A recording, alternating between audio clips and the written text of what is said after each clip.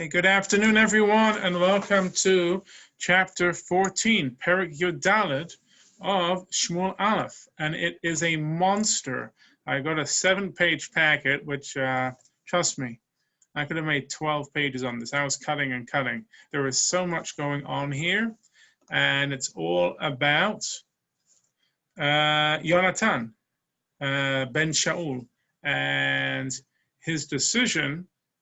And it precipitates a great battle against the Pelishtim, which is a great victory for the Jewish people. But then there are quite a few twists at the end with the oath, and then what happens later. And so we'll have a read of that now. So, it begins as follows. Vayhi Hayom. And it was on that day, Vayome Yonatan Ben Shaul El Hanar. And what does it mean on that day? Does it mean the same day as what we've just been learning? Or does it mean the same day that he assassinated the officer of the garrison and the governor that we read last week? Or is this a different day? Remember the Vayhi, does Vayhi mean something bad? Normally it does, but not here. And it was on that day that Yonatan, the son of Shaul, said to his Na'ar, to his youth, Noseh Kelav, the one who was his armor bearer, Lecha v'nabra el matzav Pelishtim. Come, let us cross to the garrison of the Pelishtim. Asher me'ever halaz, which is on the other side, yonder. Ulaviv lo higid, and he didn't tell his father. Now, what's exactly happening here? Now, I'm going to make you dizzy with all the ups and downs here. I apologize. The Ralbag says Yonatan attacks on his own. This whole story comes to show that it is not with weapons that God grants salvation. Rather, it was just Yonatan and his armor bearer alone against the whole army that God brought a great victory. Remember that last week we learned he has an armor bearer, but the Jewish people didn't really have any weapons. It was more, his page or whatever. Like, he didn't really have anything going on there. And it's to tell us that when Hashem wants to grant victory for us, that's what's important. It's not our might or our strength or our tactics. It's the HaKadosh Baruch Hu is blessing us.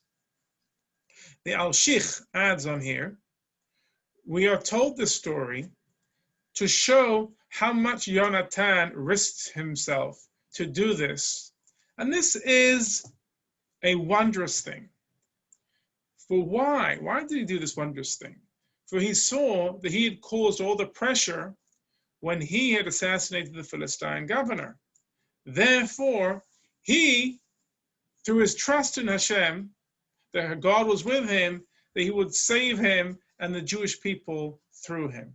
So we're trying to understand what precipitated him to want to risk his life. The fact is, he got them in that situation. Remember the end of last week, they were all hiding in pits and in caves. Some people had fled. No one was ready for a pitched battle, that's for sure. And Yonatan's feeling maybe responsible here. That's what the AlShikh said. Remember the AlShikh, a wonderful Turkish Hacham in the 17th century. The Malbim writes, why did he tell his father? He did not intend to attack. That wasn't his goal.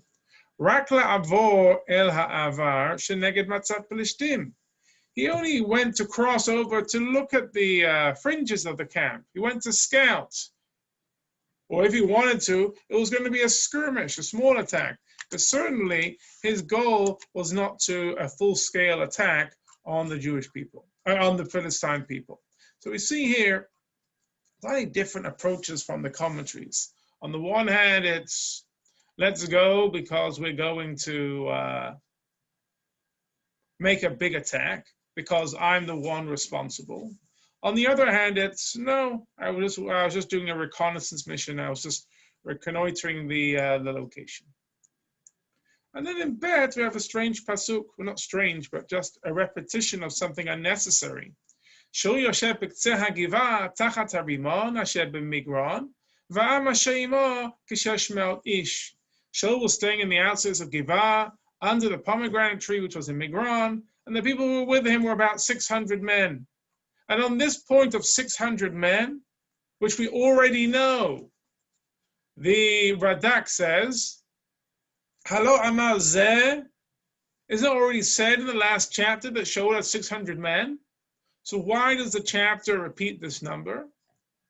To tell us that Shaul had not been able to muster any more troops, even though they were going to fight with the Philistines that were encamped against them. To show us only God could save them. Shaul's got 600 men, and we learned last week that there were so many Philistines, as many as the sand on the seashore. So it's setting the stage to tell us they've got no weapons, they don't believe in themselves, there's not very many of them, but the only one who could help them is HaKadosh Baruch Hu. And that's even more so to show us how much Jonathan believed in God, he was willing to do this. And then we have this description in Gimel. Achia ben Achitov, Achi Ikavod, ben Pinchas, ben Eli Kohen Hashem Beshilo, Noseh Ephod, Va'am lo yada ki halach Yonatan. That's introducing to us the great-great-grandson of Eli, whose name is Achia, the son of Achitov, the son of the brother of Ikavod, sorry, the great grandson of Eli. He's the great grandson of Eli. Sorry, the brother of Ikavod, the son of Pinchas, the son of Eli. Okay, so you got Eli, then Pinchas, Ikavod, and then you have Ikavod and Achitov. They are grandchildren of Eli. And the great-grandson, Achia. So we know that the prophecy of Eli's descendants not being leaders has not yet come to pass. At this stage, they're still in the position because they're still the Kohen Gadol. Okay? And no one knew. It's a complete secret. It wasn't just that Yonatan didn't tell Shaul, he didn't tell anyone. Dalet. ובין המעברות אשר ביקש יונתן לעבור על מצב פלישתים של הסלע מהעבר מזה ושל הסלע מהעבר מזה ושם האחד בוצץ ושם האחד שנא. And between the two sides, which Yonatan sought to cross to the garrison of the Philistine, there was a rocky crag from this side and a rocky crag from that, and the name of one being Botzetz and the other one being Seneh. It's legendary. He was trying to cross through a very difficult pass. Such a difficult pass that both of the passes have been named. This is not something which you do on a Sunday afternoon with a family hike. This is a difficult place. Hey. Shena echad matzuk mitzafon mul michmash, v'echad minegeb mul gava. One crag was situated from the north, opposite Michmash, and the other opposite Geva. Okay? And Yonatan said to the Nosek Hilav, his armor bearer, Lecha nabra matzav ha'arilim ha'ele, let us go to the garrison of these uncircumcised people. Ulai yaseh Hashem lanu. Perhaps Hashem will act on our behalf. Ki ein la Hashem matzul loshia barav or b'mat. For with Hashem, there is no limitation to save with many or with few. Vayomer lo nesek elav, and his armor bearer said to him, Aseh kol asher b'vavecha, do all that is good in your heart. Neteh lach hineni imcha kilvavecha. Behold, I am with you according to your heart. Vayomer Yehonatan, hine anachnu avrim el ha'anashim v'niglinu alehem. And so Yonatan says, here's the plan. Behold, we're going to cross over to the men, and we shall reveal ourselves to them.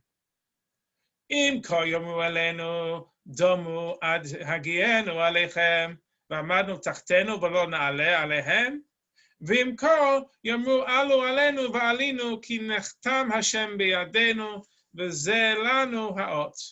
If they say to us, wait until we reach you, then we shall stand in our place and we shall not go up to them.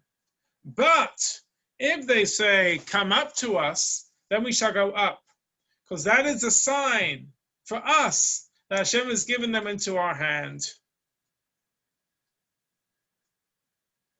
And there should be a red flag highlighted by my red writing there, that something is going on here startling, which is, why on earth is Yonatan basing himself on omens? It goes back to other cases, like why does Eliezer ask for a sign for whichever girl gives waters the 10 camels? That'll be a sign that girl is good for Yitzchak. Why is he asking for a sign, an omen?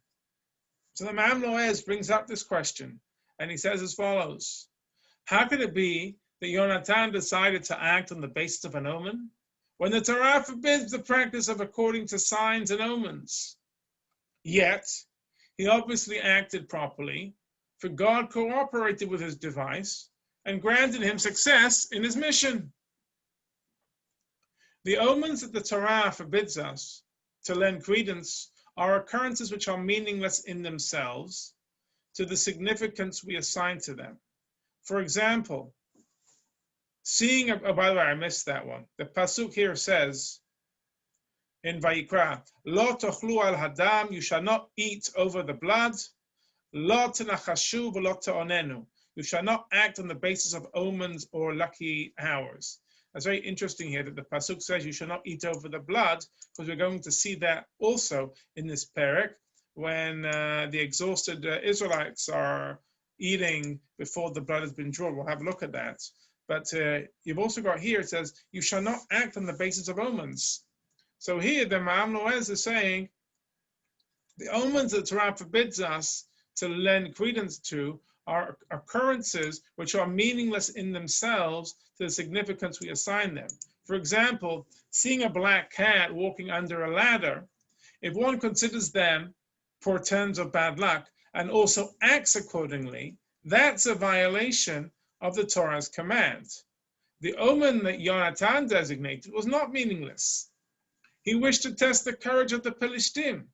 If they were afraid to go out of their garrison toward him, it was an indication of their weakness, and it was more likely that they could be defeated.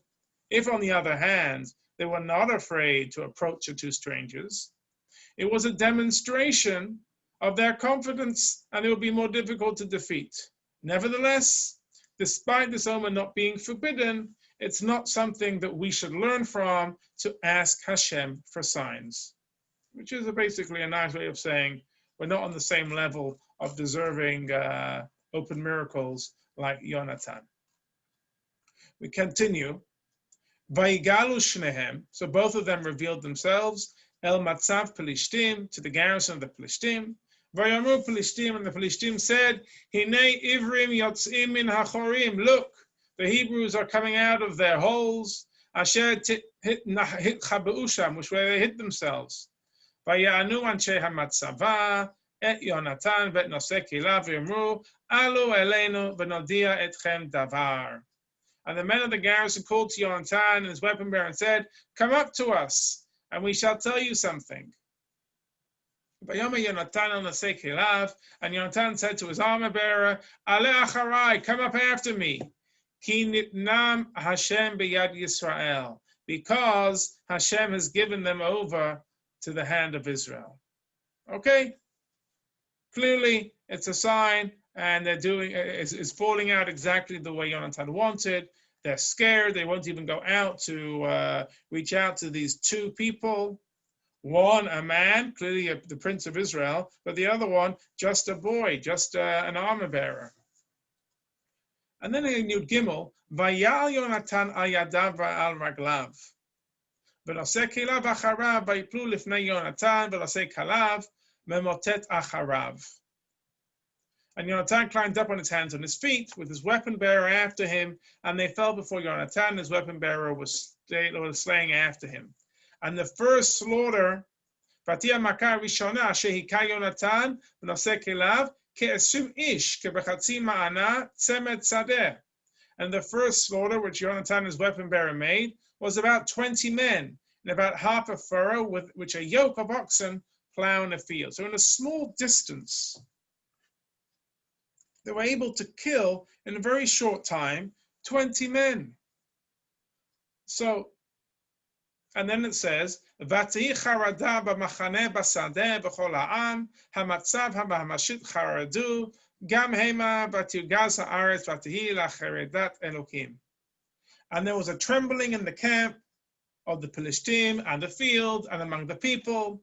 The garrison and the raiders also trembled, and the earth quaked and became a trembling inspired by God. Remember, friends, here, there are two people, a man and a young man or a young boy, who have approached, and it's causing tremendous terror in the with the Philistine. And on this, the Radak says, literally understood, and we want to talk about this hands and feet piece. The rock face was so steep that Yonatan had to climb on his hands and feet to scale its height.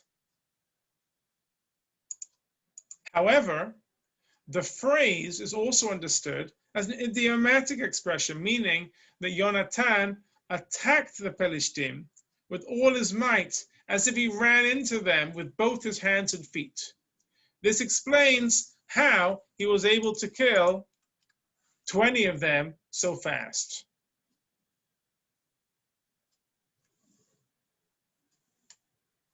Okay, so we see here from Radak that, on the one hand, he's walking on his hands and feet because it was so hard. Or it's an idiom to tell us that really he was so full of energy that he lashed into them so hard, and that was why he was able to kill all 20 of them. And that's what I tell you, where you could have two Perushim, and they act in concert with one another. They build on each other. One could be, he climbed up there, it was so hard, and then once he mustered himself up there, he charged at them full pelt. Then Radak continues, why were they so scared? God inspired such irrational and powerful terror among all the Philistine that the very ground seemed to tremble. They couldn't realize they were only fighting Yonatan and his attendant. Okay, so my question of, there was only two of them, why didn't they realize it? They were so befuddled by the surprise of the attack that they couldn't imagine there was only two. And that was all done because Hashem did so. Rob asks a question, weren't there a heavy reliance on astrology to look at lucky hours, as we learned in Shabbat 156a? Rob, it's a great question, and it's a little bit beyond the scope of this afternoon, but I will tell you that in Judaism, we understand star signs and omens and things like that, but we also have the concept of Ein Mazal B'Yisrael. There is no, the Jewish people are above fate and are above physical limitations, that our tefillot can go above and beyond that. So therefore, in this point of view, where it's happening here and the omens he's asking, it's a strange thing. It's a lot more to talk about, because there's a lot of Gemara where they say they do hold by omens, they do look at astrology, and other places where we say no, whatever is, even if it's there and is written black and white, we don't give into it. But I'll take it offline. We can have a conversation about that another time. Let's go back up, because we have to keep moving. We're going to get this in today, and pick it up at Pasuk Tet Zayin. Vayu hatzofim l'Shaul b'givat Binyamin v'hinei hamon namog v'yelech v'halon. And Shaul's scouts or lookouts in Givat Binyamin, and behold, the multitude was wandering, and it was coming closer. And Shaul saw to the people who were with him, inspect now and see who has gone from among us. And they expected, and behold, Yonatan, his weapon bearer, were not there. Vayomer Shaul Achia, And Shaul said to Achia, the Kohen Gadol, Hagisha Aron HaElohim, bring near the ark of God. Ki haya Aron Elohim bayamahu b'nei Yisrael, for the ark of God was on that day with the Jewish people. Vahi al diber Shaul el HaKohen, and it was while Shaul still spoke to the Kohen, ve'amon asher b'machane Pelishtim, and the tumult which was in the camp of the Pelishtim, vayelech haloch barov, was going up increasingly. Vayomer Shaul el HaKohen, Shaul said to the Kohen, Esof yadcha, stop, withdraw your hand, stop handing, I don't want to carry on. And this is a machloket amongst the commentaries. This is an argument amongst the commentaries about whether this was a great sin by Shaul or not. Says the Ralbag, why did he want the ark to be brought up? Ratzon Lomar, this means that the Urim V'Tumim were in the ark, and he wished to inquire of God about Yonatan, and the terror in the Pelishtim garrison, whether they should pursue or stay in place. But as the terror intensifies and Shaul does not inquire, the Metzudat David says, Shaul tells Achia to close his hands, meaning not to bring the Urim V'Tumim, because there was no longer time to ask what to do, or it was clear what to do. And therefore, it wasn't the time for prayer, it wasn't the time for asking, it was the time for doing. Or it was so obvious you didn't need to ask. That's the Mesudat David. The Abarbanel quotes brings that too, but he writes, our sages in Vayikra Rabbah and Midrash Tehillim criticized Shaul for his patience. He should have waited to hear what Hashem wanted to do. And they consider this to be an additional reason for his eventual loss of the throne, for it was similar to the impatience that caused him to disobey Shmuel's instructions to wait for him. Why is he offering the Korban in last week's chapter? Because he couldn't wait. Why does he say not to bring up the Urim V'Tumim? Because he couldn't wait. His impatience, his pachas kamayim, his desire to just make things happen without doing the proper protocols is not leadership. He needs to think about it. Very interesting point of view how you can read a pasuk there and say he chose to act at the right time, or you can see it as another example of him acting impatiently and impulsively. Kaf. Vayizaek Shaul and V'chol ha'am asher ito vayavo ad ha'milchama. Shaul and all the people who were with him gathered and came to battle. V'nei hayta cherev ish bere'ehu mehuma gedola ma'od. Every man's sword was against his fellow because there was a very great confusion. And about that, there was a great confusion. Every man had his sword. Remember, the Jewish people didn't have swords. So what happened there? Says the Radak, because of their confusion, Rabbah asher hayta b'machaneh, hayu nivhalim umehumemim vayu ha'Pelishtim makim ish re'ehu vayu choshvim lahakot b'Yisrael. In their confusion and panic, the Pelishtim soldiers were killing each other, thinking they were striking the enemy. That's how bad it was. Again, Hashem allows this. How many times in Navi are we learning about this? Hashem causes utter confusion that the enemy kills itself in friendly fire. They end up wounding and killing each other. And the Jewish people don't even get there to chase after them because they've already killed each other. Kaf Aleph. והעברים היו לפלשתים כאתמול שלשום, אשר עלו עמם במחנה סביב, וגם הם עליות עם ישראל אשר עם שאול ויונתן. And the Hebrews were with the Pelishtim as previously, who went up with them in the camp round about. They too turned to be with the Israelites who were with Shaul and Yonatan. And about this, there's two understandings. But the most common understanding is that they were Jews who were forcefully conscripted into the Philistine army. As soon as they had the ability, they turned on their Pelishtim masters and fought with the Jewish people. Okay, that's what that really means. V'chol ish Yisrael hachabeim b'Har Ephraim, and all the Jews who are hiding in Har Ephraim, shamu, ki nasu Plishtim. They heard that the Plishtim had fled.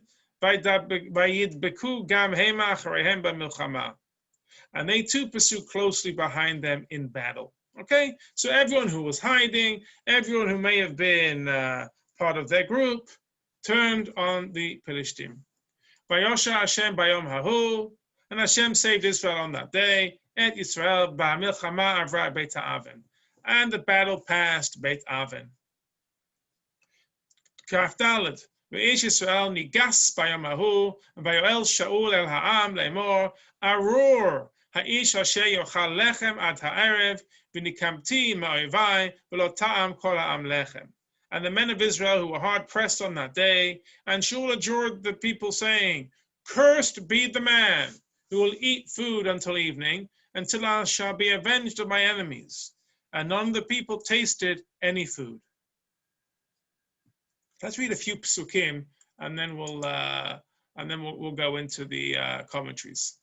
V'chol haaretz ba'u ba'ya'ar v'hi dvash al pnei sadeh. And all the people of the land came in the forest, and there was honey on the ground. Vayavo ha'am el hayar, v'hinei ha'elech dvash ve'masig yado el piv, ki yareh ha'am et ha'shevuah. And the people came into the forest, and behold, a flow of honey, but no one put his hand to his mouth, for the people feared the oath. V'Yonatan lo shama b'hashpia aviv et ha'am, vayishlach el ketzeh ha'matzeh asher biyado, vayibol ota biyarat hadvash vayashev yado el piv, v'ta'orna einav. But Yonatan had not heard what his father had said to the people, and he extended the end of the staff which was in his hand, and he dipped it into the honey, and when he brought back his hand to his mouth, his eyes brightened. Vayan ish me'ha'am vayomer hashpea hishpea micha et ha'am lemor arur ha'ish asher yochal lechem hayom vayaf ha'am. And one of the men of the people called out and said, "Your father adjured the people, saying, 'Cursed be the man who eats food today,' and the people have become faint." Vayomer Yonatan, and Yonatan said, "Achar avi et haaretz, runa ki oru einai ki tamti mat dvash hazeh." And Yonatan said, "My father has perturbed the land. See now that my eyes have brightened, for I have tasted a little of this honey."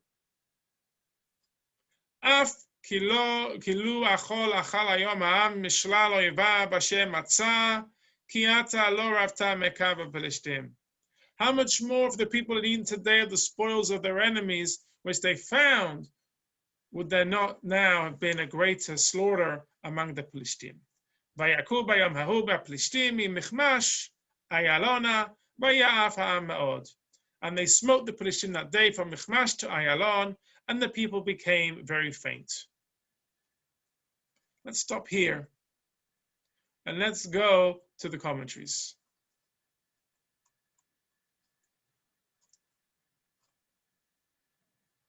Shaul's oath.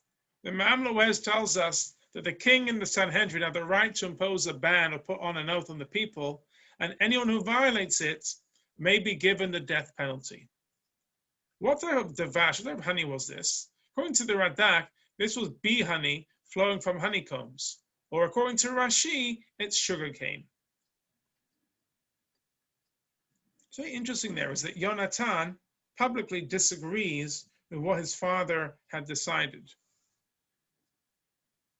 And he says there, Bilbelet da'atam ve'yeshuatam k'mayim achurim. He confuses their thoughts and hindered their salvation like muddied or unclear water. The Ma'am Loez asked a question. Yonatan accused his father of making the people's minds befuddled and confused by not permitting them to eat. Yonatan was correct, and indeed fasting was inappropriate as it did not help the people succeed in their mission in vanquishing the enemy. However, it seems improper for Yonatan to sharply criticize his father in public. Perhaps Yonatan feared that if he did not speak publicly, people would learn from this that fasting is the proper response at a time of war. Others believe that Yonatan was wrong to criticize his father in public, And that is why he was later held accountable for violating the oath, even though he was unaware of it. The people became faint. The Mamluez says, the Israelites only pursued the Philistines as far as the valley of Ayalon, which is not actually that far from Michmash. Why? Because they were exhausted. And this confirms Jonathan's claim that not eating hampered their efforts. So understanding, going back to this, you have a few questions. Why did Shaul do what he did? Clear. He was worried that if they're able, the Philistines, if they take the spoils of war from the Philistines, they're not going to continue their battle. And therefore he said, you know what? We're going to make it very clear. No one's allowed to take any spoils. No one's allowed to eat anything. Just carry on, attack, attack, attack. Jonathan, on the other hand, says no. They've got no energy. They're not successful. And that seems to be backed up by the fact that they weren't able to continue chasing.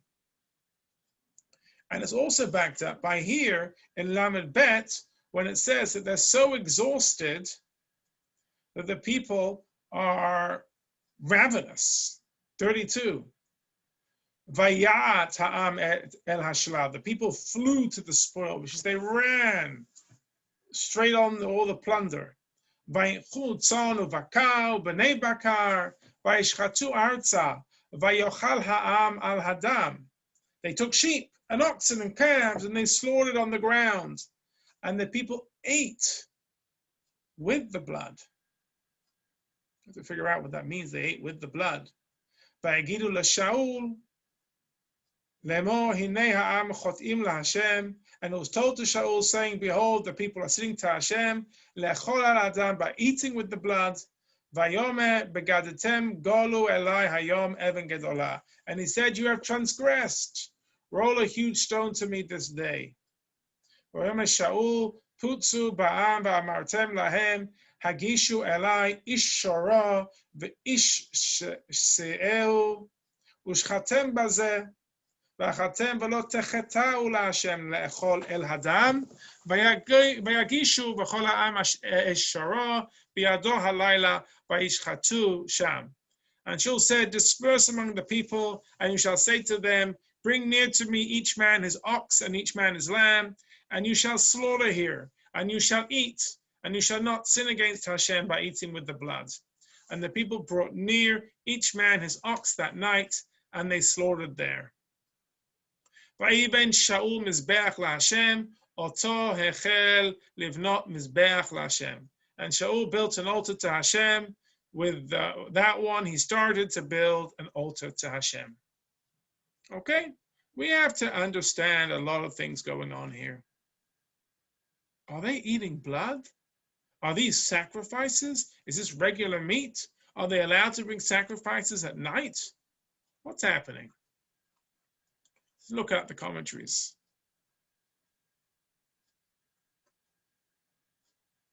Rashi says, Tsona bakar ubnei bakar, flocks and their children. Omer ani ze oto vet beno lo tishchatu v'lekach koram chotim. I say that this was a violation of the precept, you must not slaughter it and its young on the same day. He therefore called them sinners. What was it they did wrong? They slaughtered animals which you are allowed, you're not allowed to slaughter a mother and its calf on the same day. That's considered being cruel.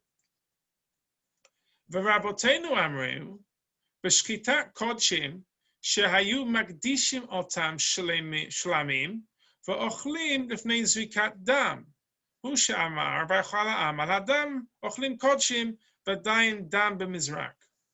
Our rabbi said in Masechet Zvachim that they sanctified themselves. What were they? They weren't just eating regular meat.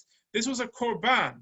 They were offering up shlamim, peace offerings, but they were eating the meat before the blood had been sprinkled.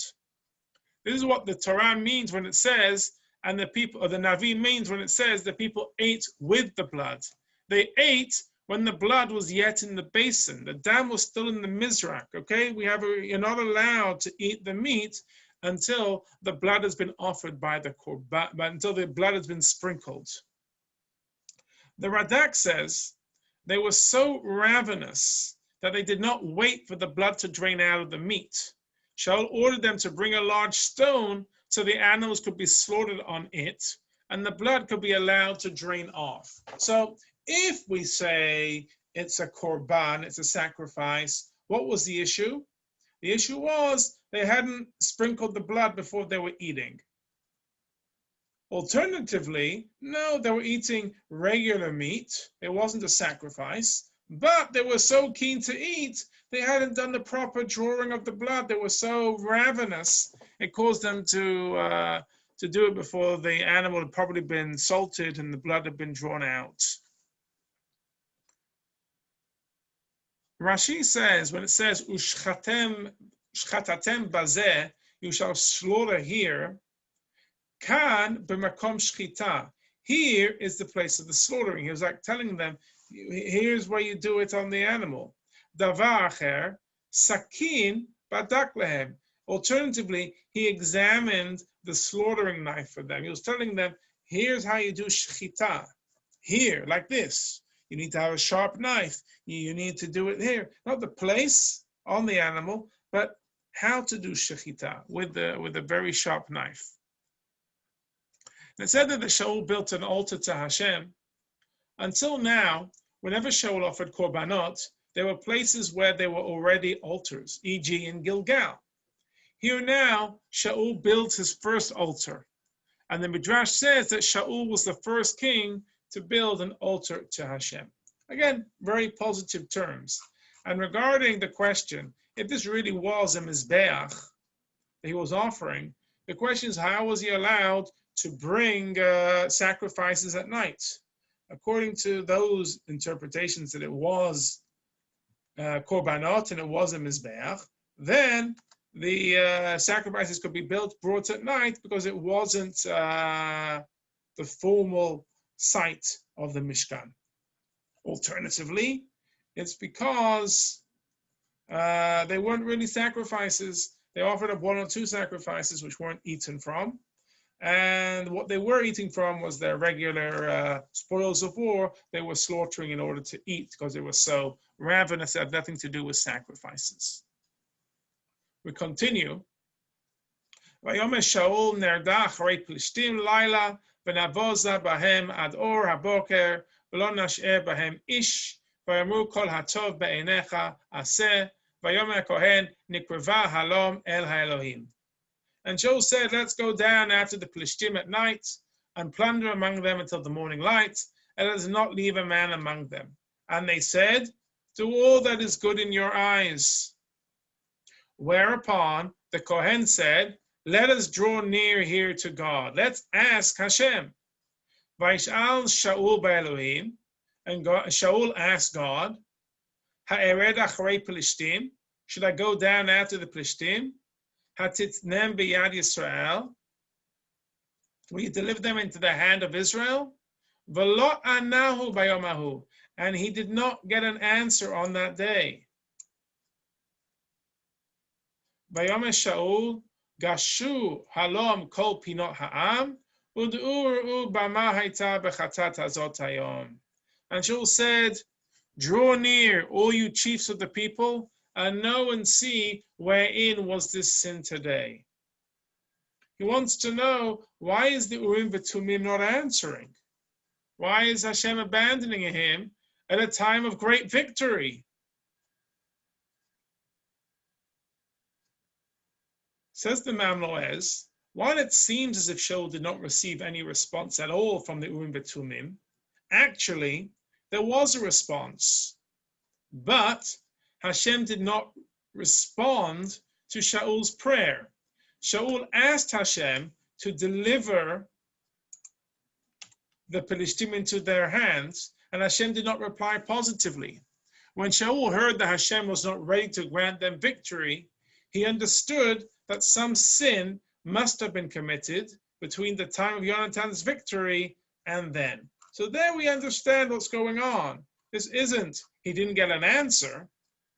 He got an answer he didn't want to hear. He did not answer him on that day favorably. He answered him unfavorably. Now you'll see here in the red, I said, pinot ta'am. Pinot actually means the cornerstones of the people. And what it means is, and the English translation you're given is the chiefs. It means Shaul realized there must have been something very bad done, not by a regular soldier, but must have been by a leader. Someone of character has done something wrong. And so therefore he wants to figure it out. Ki chai Hashem hamoshiach Yisrael ki im yeshno b'Yonatan b'ni ki mot yamut ve'en onehu mikol ha'am. For as Hashem lives, who saves Israel, for though it be in Yonatan my son, he will die, and there was no one who answered him from among all the people. Mem, vayomer el kol Yisrael, atem tiyu le'ever echad, v'ani v'Yonatan b'ni neyen le'ever echad, v'yamur ha'am el Shaul, hatov be'enecha aser. And he said to all Israel, you will be to one side, and I and my son Yonatan will be on the other, and the people answered Shaul, do what is good in your eyes. Vayomer Shaul el Hashem Elohei Yisrael, hava tamim v'ilached v'Yonatan v'Shaul v'am yatzau. And Shaul said to Hashem, God of Israel, give a perfect lot, whereupon Yonatan and Shaul were taken, and the people escaped. And Shaul said, cast lots between me and Yonatan, my son, and Yonatan was taken. Vayomer Shaul el Yonatan, Hagida li me asita? Tell me, what have you done? Vayaged lo Yonatan, and Yonatan told him and said, Ta'om ta'amti, b'ktzeh ha'mateh asher biyadi, ma'at devash inani amut. I tasted a bit of honey with the end of the staff which is in my hand. Here I am. Let me die. And we have to ask.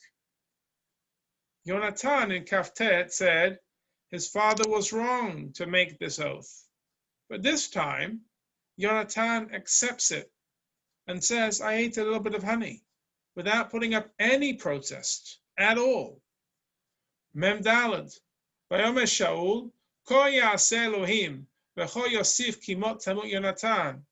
So shall God do, and so shall he continue, for you shall die, Yonatan. I have to punish you. Otherwise, there's going to be deep consequences. Rob notes here, Shaul did not learn the lesson from Yiftach in Shoftim of an open oath harming your own child. Very good, Rob. Absolutely. There's a big problem here of not realizing the power of our words and making sure we don't say anything in the heat of the moment, and don't realize also that there's no reason to be like this. Like even if you make a mistake, you can have your vow annulled, which again, lots to talk about there. Memhe. Vayomer ha'am el Shaul, hayonatan yamut asher asa yeshua gedola hazot b'Yisrael, chalila chai Hashem, im yipol misa'arat rosho arza, ki im Elohim asa hayom hazeh, vayifdu ha'am et Yonatan v'lo met. But the people said to Shaul, Shaul, shall Yonatan, who has wrought this great salvation to Israel, die? Far be it. As Hashem lives, not only one hair of his head shall fall to the ground, for he has worked with God this day. And the people redeemed Yonatan, and he did not die. And Shaul went up from pursuing after the Plishtim, and the Plishtim went to their place. And we have to ask, what's going on? Why didn't Yonatan say anything if he thought that his father was wrong? Why did Shaul so happily want to have his son killed? Why didn't he just annul his vow? And what was it that the people did to save him? Mamoez says, Yonatan could have pleaded that he'd been unaware of the oath when he tasted the honey. He could have argued that merely tasting a bit of the honey was not equivalent to eating and should not be considered a violation of the oath. He could have claimed that he had been exhausted to the point of collapse and had tasted the food to save his life. But in his righteousness, he refrained. His kibbud av, his honor for his father, said, you know what? If my father feels I deserve to die, so be it. I'm not going to say, I got out of the oath because I didn't really do anything. There's a lot of things here. In Gemara, there's such a thing as tasting, which is not considered actual eating. Or you could say, you know what? I was exempt from that oath because I didn't hear it. Or I was exempt because I was totally, exhausted. He didn't use any of those things. So how did the people redeem Yonatan? Hitiru l'Shaul shuvato. They annulled Shaul's oath for him. Or, alternatively, just like the Mamloes, they gave all those answers to him of why he should not die. So if Yonatan wouldn't do it himself, they argued for him, telling Shaul, you know what? He doesn't deserve to die. He wasn't really under that oath. Or alternatively, they said, Shaul, even you say he was under that oath, let's forgive him, let's annul your vow, because he brought this great salvation. Now, the end of the psukim here is just a little bit of, it's going to foreshadow some of the characters we're going to see in the next chapters. And talks about the high point here of Shaul's reign. Shaul took the kingdom over Israel, and he waged war against his enemies on every side, against Moab, against Bnei Ammon, against Edom, against the kings of Tzova, against the Philistine, and whenever he would turn, he would cause them to tremble. And he gathered an army, Vayas Chayil, Vayach et Amalek, and he struck Amalek. Vayatzel Yisrael miyad shosehu, and he saved Israel from the hand of its plunderer. And we're going to learn all about that next week, the fateful battle against Amalek. It's the Haftarah we read every Shabbat Zachor. It's a great one. Vayu b'nei Shaul, and the children of Shaul were Yonatan, Yishvi, and Malkishua. And the names of his two daughters were, the elder was Merav, and the younger was Michal. V'shem Eshet Shaul, and the wife of Shaul was Achinoam bat Achimaatz. V'shem Sat Tzva'o, and the leader of his army was Aviner ben Ner, Dod Shaul. Okay? V'Kish Avi Shaul, V'Ner Avi Avner ben Aviel, and Kish, the father of Shaul, and Ner, the father of Avner, was sons of Aviel. And the war against the Philistine was severe all the days of Shaul. When Shaul saw any valiant man or any soldierly man, he would bring him to himself and make him join his army. And that's the end of the parak. We miraculously managed to squeeze that all in inside 50 minutes. But you can see how much was going on in that chapter, and we rarely scratched the surface. So I encourage you, when you have time, to reread it and have a look at those sheets at a more leisurely pace. But that's it for now. I want to wish you all a wonderful Shabbat Shalom, and we'll see you next week.